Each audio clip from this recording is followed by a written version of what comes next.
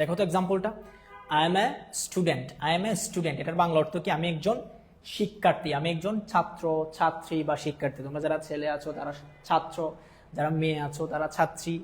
তো দুজনকে একসাথে প্রকাশ করতে বলে কি বলবো? স্টুডেন্ট বা শিক্ষার্থী।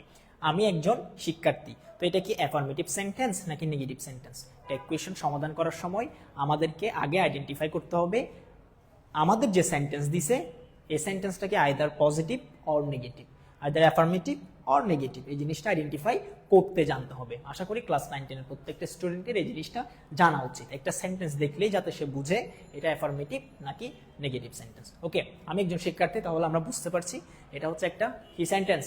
Affirmative sentence. কি সেন্টেন্স? Affirmative sentence. তাহলে এইটা যদি অ্যাফার্মেটিভ সেন্টেন্স হয়, আমাদের সূত্র অনুযায়ী এটার আনসারটা কিভাবে হবে?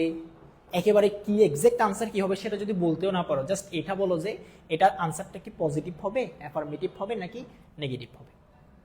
আবার বলছি, এই যে এই সেন্টেন্সের আনসারটা অ্যাফার্মেটিভ হবে নাকি নেগেটিভ হবে, এই জিনিসটা তোমরা একটু বলো তো।